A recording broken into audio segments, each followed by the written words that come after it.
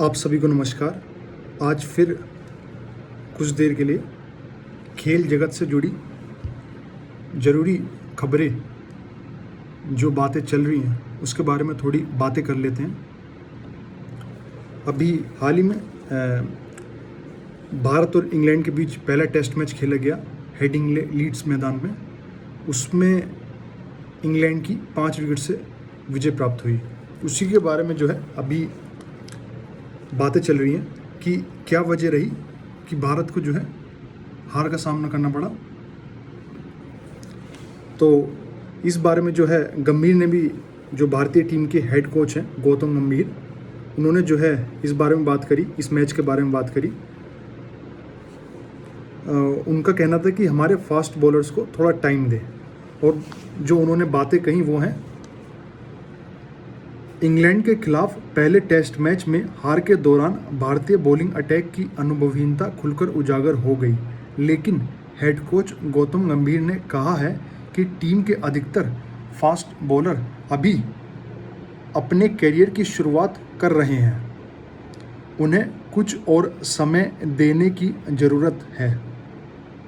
और उन्होंने बात कही, गंभीर ने भारत की 5 विकेट से हार के बाद कहा, हमें उन्हें समय देना होगा। पहले हमारी टीम में 4 तेज गेंदबाज होते थे जिन्हें 40 से अधिक टेस्ट मैचों का अनुभव था। वनडे या T20 मैचों में इसका इतना बड़ा प्रभाव नहीं पड़ता, लेकिन जब आप टेस्ट मैच खेलने के लिए ऑस्ट्रेलिया, इंग्लैंड या साउथ अफ्रीका का दौरा करते हैं तो अनुभव काफ़ी मायने रखता है। उनके करियर के भी शुरुआती दिन हैं। अगर हम प्रत्येक टेस्ट मैच के बाद अपने गेंदबाजों का मूल्यांकन करना शुरू कर देंगे तो हम अच्छा गेंदबाजी आक्रमण कैसे तैयार कर पाएंगे। तो ये उन्होंने कहा। जैसे कि उन्होंने सेना कंट्रीज़ के बारे में कहा कि लेकिन जैसे उन्होंने कहा कि भी जब आप टेस्ट मैच खेलने के लिए ऑस्ट्रेलिया, इंग्लैंड या साउथ अफ्रीका का दौरा करते हैं तो अनुभव काफ़ी मायने रखता है। क्योंकि जब आप अगर आप देखें तो उनका कहना सही है, क्योंकि जब आप घरेलू मैदान में अपना डोमेस्टिक क्रिकेट खेलते हैं और फिर इंडियन टीम में सेलेक्ट होते हैं, तो जब आपका भारत में ही किसी मैदान पर आपका अगर डेब्यू हुआ हो या फिर आपको जो है अपने इनिशियल शुरुआती करियर में भारतीय पिचेस पर खेलने का मौका मिला हो एज अ भारतीय गेंदबाज, तो आपके लिए आसानी होगी, क्योंकि आपने इन्हीं पिचेस पर जो है अपना घरेलू क्रिकेट काफ़ी खेला है। तो आपको एज अ गेंदबाज वहाँ पता होता है कि उस मैदान पर, उस पिच पर कैसी गेंदबाजी करनी है, कौन सी लेंथ, कौन सा एरिया जो है उस पिच पर अच्छा होगा जिससे हमें विकेट प्राप्त होगी। अगर जब कोई खिलाड़ी अच्छा घरेलू प्रदर्शन करने के बाद भारतीय टीम में सिलेक्ट होता है और जब भारत का किसी सेना कंट्री में दौरा होता है, सेना मतलब S for south Africa, E for England, N for New Zealand, A for Australia. सेना की फुल फॉर्म ये जो है क्रिकेट में जो है आपकी चलती है। तो अब आपका डेब्यू किसी सेना कंट्री में अगर खेलते हुए हुआ हो तो फिर वहाँ पर आपको जो है कहीं ना कहीं इनिशियली थोड़ा आपको अनुभव लेना पड़ता है, जिससे आप पहचान सको कि पिच पर कौन सी लेंथ जो है हमारे लिए अच्छी होगी और विकेट प्राप्त करने के लिए कौन सी लेंथ उस पिच पर अच्छी होगी। तो गौतम गंभीर का यही कहना है कि हमारा जो बॉलिंग अटैक है वो अच्छा है, हमें उसे थोड़ा समय देना होगा, जिसके बाद उन बॉलर्स को अनुभव हो जाएगा और उन्हें पता चल जाएगा कि इंग्लैंड में किस जगह जो है, किस पोर्शन में पिच के, किस एरिया में पिच के जो है हमें बॉलिंग करनी है, जिससे हमें विकेट प्राप्त हो सके और हम रन, जो हमारा इकोनॉमी है जो कि इस मैच में ज़्यादा रहा, जैसे कल मैंने आपसे बात करते हुए कहा, तो वो भी जो है हमारा कम होगा।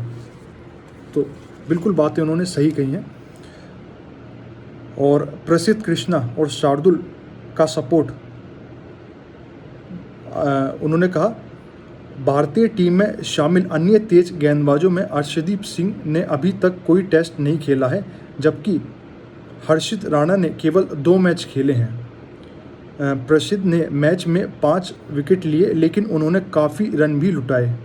गंभीर को अब ये जो 3-4 लाइन थी, इसके बाद जो है गंभीर कहते हैं, गंभीर को हालांकि लगता है कि प्रसिद्ध में एक बेहद अच्छा टेस्ट गेंदबाज बनने का सभी गुण मौजूद हैं। तो गंभीर ने कहा है प्रसिद्ध में एक बेहद अच्छा टेस्ट गेंदबाज बनने के सभी गुण मौजूद हैं। उन्होंने शार्दुल ठाकुर का भी बचाव किया, जिन्होंने पहली पारी में केवल 6 और पूरे मैच में 16 ओवर ही फेंके। गंभीर ने कहा हम जानते हैं कि शार्दुल का कौशल क्या है और इसलिए वह भारत के लिए खेल रहे हैं। सिर्फ इसलिए कि वह चौथे तेज गेंदबाज हैं, इसका मतलब यह नहीं है कि उन्हें स्पिनर से पहले उतारा जाना चाहिए। शुभमन गिल ने कप्तान के रूप में अपने पहले मैच में शतक जड़ा। गंभीर ने कहा कि गिल कप्तान के रूप में और बेहतर होते जाएंगे। उन्होंने कहा कप्तान के रूप में यह उनका पहला टेस्ट मैच था, इसलिए थोड़ा नर्वस होना लाजमी है। ऐसा मौका बहुत कम लोगों को मिलता है और उन्होंने शानदार प्रदर्शन किया। उनके पास एक सफल कप्तान बनने के सभी गुण मौजूद हैं, बस हमें उन्हें कुछ समय देना होगा।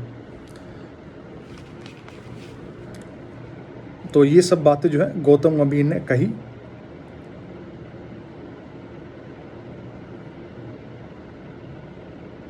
और उन्होंने जो है ऋषभ पंत, जिन्होंने पहली इनिंग्स में और दूसरी इनिंग्स में शतकीय पारी खेली, तो उनसे जब पूछा गया कि आपका इसके बारे में क्या कहना है, तो उन्होंने ये कहा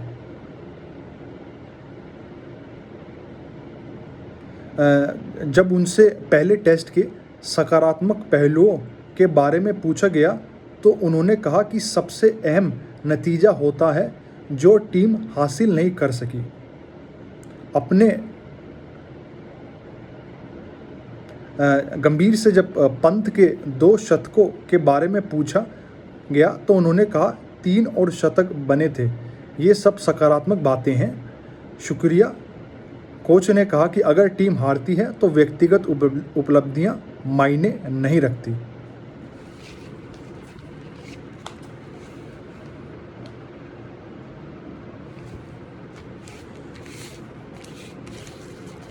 और गौतम गंभीर ने कहा बुमराह और सिराज के अलावा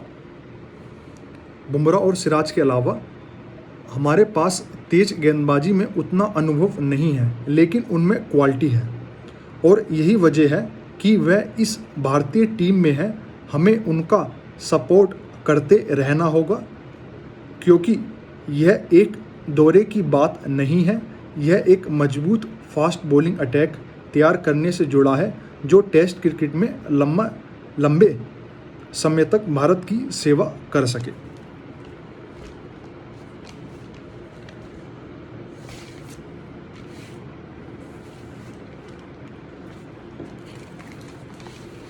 और अगर जो खेल से जुड़ी बातें हैं वो हैं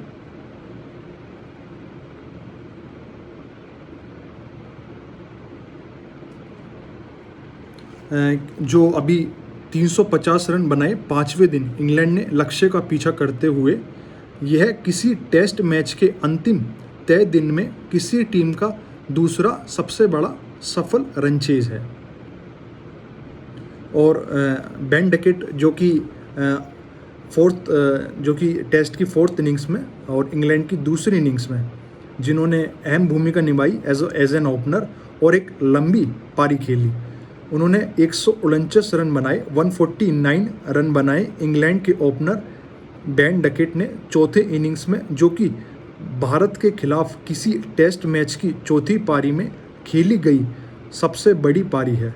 इससे पहले यह रिकॉर्ड जो रूट के नाम था। और 350 रन से अधिक टेस्ट की चारों इनिंग्स में केवल 3 बार बने हैं। एक बार लीड्स में एक टेस्ट मैच हुआ था। लीड्स टेस्ट मैच से पहले ऐसा 1921 एडिलेड में हुआ था और 1948 हेडिंग्ले में हुआ था।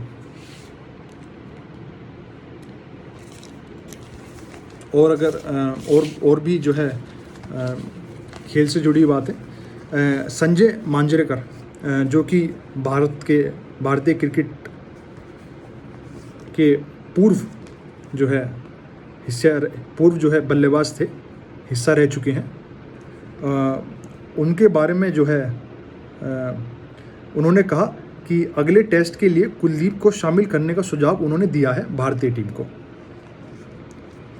पूर्व भारतीय क्रिकेटर संजय मांजरेकर का मानना है कि इंग्लैंड के खिलाफ पहले टेस्ट मैच में भारतीय अटैक कमज़ोर नज़र आया और इसको मजबूत प्रदान करने के लिए बाएं हाथ के स्पिनर कुलदीप को शार्दुल ठाकुर की जगह टीम में शामिल किया जाना चाहिए। मांजरेकर ने कहा, कुलदीप यादव को वापस आना होगा। मुझे यह कहते हुए दुख हो रहा है, लेकिन शार्दुल ठाकुर को बाहर जाना होगा। यह एक बदलाव है जो भारत को करना होगा। जहां तक नीतीश का सवाल है तो वह पर्याप्त विकल्प प्रदान नहीं करते हैं। वह टीम में चौथे तेज गेंदबाज की भूमिका में पूरी तरह से खरा नहीं उतर पाएंगे। इसलिए भारतीय टीम मैनेजमेंट को कड़ा फैसला लेना होगा। मांजरेकर ने यह भी कहा कि इंग्लैंड की परिस्थितियां पहले की तरह तेज गेंदबाजों के अनुकूल नहीं हैं। उन्होंने कहा, हमें यह स्वीकार करना होगा कि इंग्लैंड की परिस्थितियां पहले की तरह नहीं हैं तथा मौसम काफ़ी हद तक शुष्क है, जिससे स्पिन गेंदबाजों की भूमिका भी अहम हो जाती है।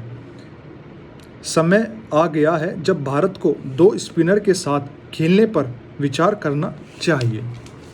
तो ये संजय मांजरेकर ने कहा। उन्होंने शॉर्ट में कुलदीप यादव को जो है टीम से जुड़ने का सुझाव दिया है, टीम में शामिल होने को सुझाव दिया है और शार्दुल ठाकुर की जगह जो है कुलदीप यादव की जगह बनती है, उनका ये कहना है, क्योंकि यहाँ की जो पिचेस हैं वो जो है फास्ट बॉलर्स के उतने अब अनुकूल नहीं रही और कुलदीप यादव के पिचेस ये अनुकूल हैं और वो जो है भारतीय क्रिकेट टीम के लिए एक अहम जो है गेंदबाज स्पिनर साबित होंगे। उन्हें आने वाले मैचेस में इंक्लूड करना चाहिए शार्दुल ठाकुर की जगह। और मोंटी पनेसर जो कि इंग्लैंड के पूर्व टीम का हिस्सा रह चुके हैं, वो स्पिनर के तौर पे जो है इंग्लैंड के लिए कभी खेला करते थे अब से कुछ समय पहले। तो उन्होंने कहा है, इंग्लैंड के पूर्व स्पिनर मोंटी पनेसर ने पीटीआई से कहा, एजबेस्टन में भारत रविंद्र जाडेजा को अंतिम एकादश में बरकरार रख सकता है। कुलदीप यादव को एक्स फैक्टर के रूप में टीम में शामिल कर सकता है।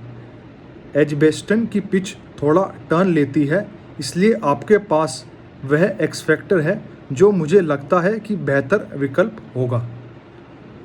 उनमें कुछ खास बात है। उन्होंने कहा, कुलदीप को टर्निंग ट्रैक की ज़रूरत नहीं है।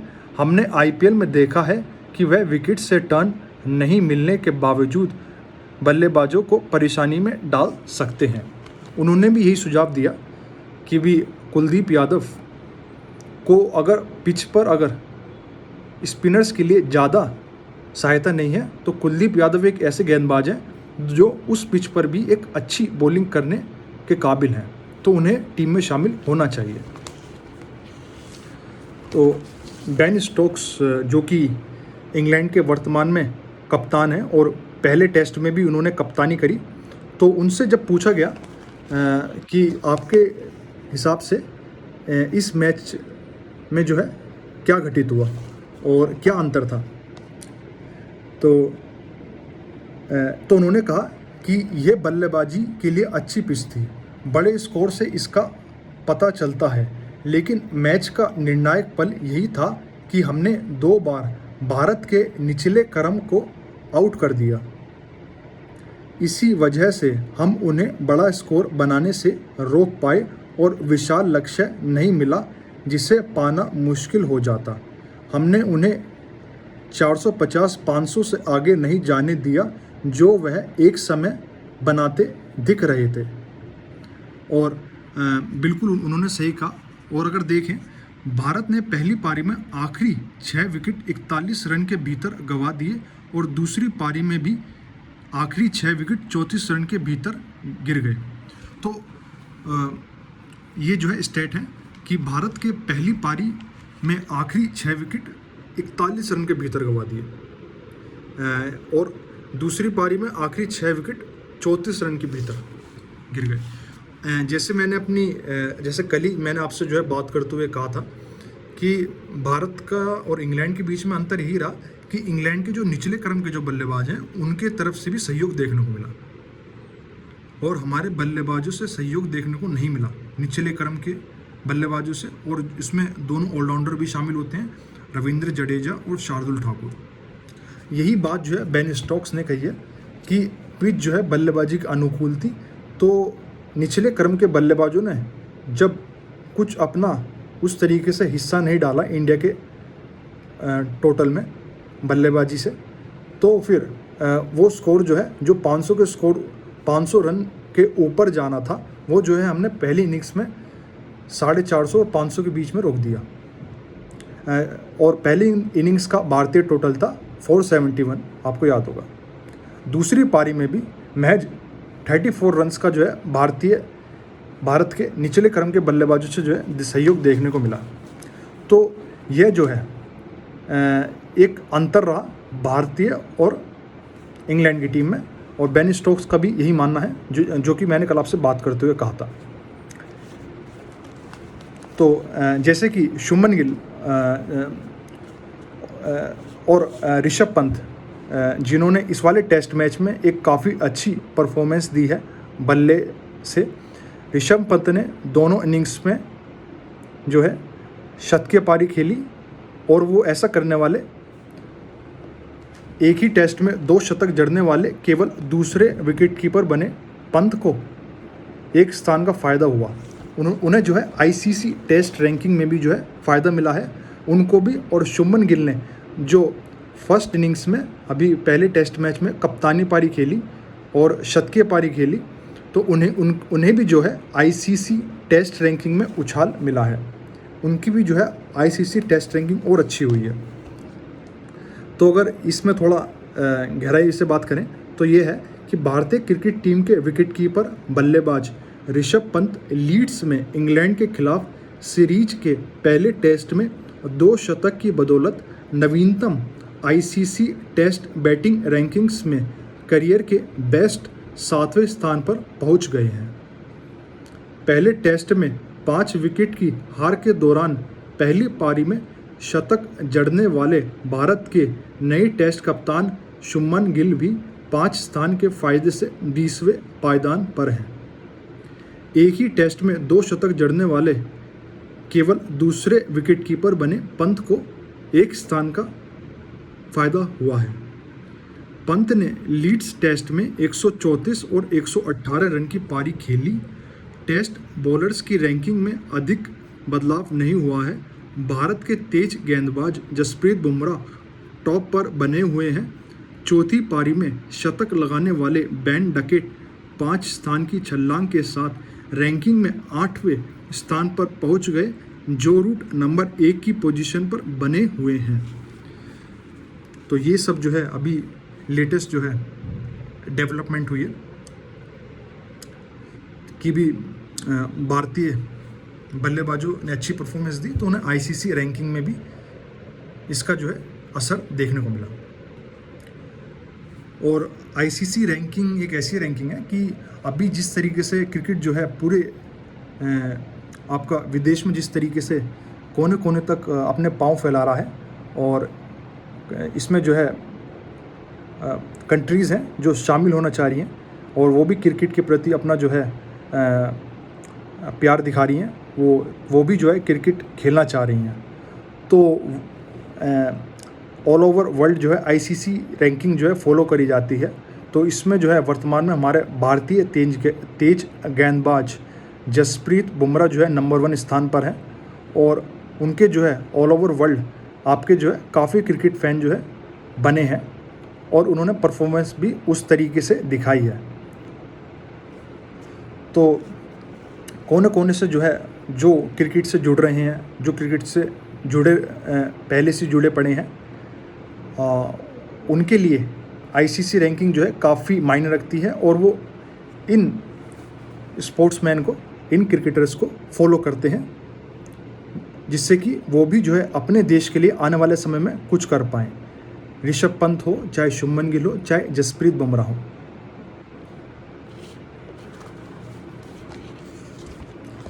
अपने प्रदर्शन से खुश नहीं नीरज। भारत के मशहूर खिलाड़ी जेवलिन थ्रोअर नीरज चोपड़ा के बारे में थोड़ी बातें करते हैं। उनका कुछ अभी उन्होंने कुछ कहा है कि अभी देखते हैं, भारत के javelin throw star Neeraj Chopra ने भले ही पदार्पण के साथ ही गोल्डन स्पाइक खिताब जीत लिया हो, लेकिन 2 बार के ओलंपिक्स मेडलिस्ट अपने प्रदर्शन से खुश नहीं है। नीरज ने 85.29 मीटर के थ्रो के साथ 9 खिलाड़ियों के बीच खिताब जीता। जीत के बाद उन्होंने कहा, मैं आज अपने प्रदर्शन से खुश नहीं हूँ, लेकिन इस बात की खुशी है कि खिताब जीता। उन्होंने कहा, मैं बचपन में यह टूर्नामेंट देखा करता था। मैंने यान जेलेंजनी और यूसेन बोल्ट जैसे दिग्गजों को गोल्डन स्पाइक जीतते देखा है, और मुझे लगता था कि मैं भी एक दिन जीतूंगा। आज वह सपना सच हो गया है। काश कि मैं बेहतर प्रदर्शन कर पाता। तो ये सब जो है उन्होंने कहा। इसके पीछे का अगर आप देखेंगे कि उनका अभी सोचना ये है कि आने वाले टाइम में जो है आपके जो अगला ओलंपिक होगा वो 2028 में जो है खेला जाएगा। तो उससे पहले जितनी भी प्रतियोगिता हैं, जैसे कि उन्होंने अभी कुछ समय पहले 90 मीटर का जो मार्क है उसे पार करा, और 2024 में जो ओलंपिक जो खेल हुए थे उसमें अरशद नदीम ने 90+ मीटर थ्रो करके ओलंपिक गोल्ड मेडल प्राप्त करा था। और तभी से उनका ये मानना है कि भी अगला जो ओलंपिक होगा तो उसमें मुझे 90+ मीटर का मार्क जो है ज़रूर पार करना है, जिससे मैं भारत के लिए गोल्ड मेडल प्राप्त कर सकूं। तो इसलिए जो भी कोई प्रतियोगिता हो उसमें मैं 90+ मीटर का मार्क प्राप्त करूं, जिससे मेरी ओलंपिक खेल की तैयारियां जो हैं अच्छी रहें, बढ़िया रहें मेरी। तो इसलिए जब उनका जो है 90 से थोड़ा नीचे ये जो है उन्होंने मीटर पर फेंका, जो कि 85.29 मीटर था, तो उन्होंने खिताब तो जीता, मगर उन्होंने जो अपने लिए लक्ष्य तय जो करा था उससे वो कहीं ना कहीं अभी थोड़ा रह गए। मगर जिस तरीके के वो खिलाड़ी हैं और जिस तरीके से वो प्रदर्शन अभी उन्होंने दिया है हाल ही में, तो वो जो है आपको ज़रूर जो है 90+ मीटर का मार्क जो है पार करते हुए दिखेंगे, और भारत के लिए इस तरीके से जो है खिताब जीतते हुए आने वाले टाइम में भी आपको वो नज़र आएंगे। और श्रीलंका और बांग्लादेश के बीच में जो है दूसरा टेस्ट मैच जो है स्टार्ट हो चुका है, तो इसके बारे में थोड़ी बातें करते हैं। वर्षा से बाधित पहले दिन श्रीलंका के बॉलर चमके। कोलंबो में दूसरे टेस्ट के पहले दिन श्रीलंका के बॉलर्स ने शानदार प्रदर्शन किया। बांग्लादेश की टीम स्टंप्स के समय 8 विकेट पर केवल 220 रन ही बना सकी थी। डेब्यू कर रहे स्पिनर सोनल दिनुशा के अलावा विश्वा फर्नांडो और असीता फर्नांडो ने 2-2 विकेट झटके। बांग्लादेश के कप्तान नजमुल हुसैन शंटो ने टॉस जीतकर पहले बैटिंग का फैसला किया, लेकिन टीम की शुरुआत खराब रही। एनामुल हक बिना खाता खोले आउट हुए। मोमिनुल हक और शादमान इस्लाम ने 38 रन की साझेदारी की। इसके बाद श्रीलंका ने तेजी से विकेट चटकाए। शंटो, जो पहले टेस्ट में दोनों पारियों में शतक लगा चुके थे, केवल 8 रन बनाकर आउट हो गए। और चेस के खेलों से भी खबर आ रही है कि 9 साल के आरित ने कार्लसन से खेला ड्रॉ। दिल्ली के 9 वर्षीय आरित कपिल एक प्रमुख ऑनलाइन मंच पर आयोजित early titled Tuesday chess tournament में दुनिया के नंबर 1 खिलाड़ी मैग्नस कार्लसन को हराने के करीब पहुंच गए थे, लेकिन आखिर में उन्हें ड्रॉ पर संतोष करना पड़ा।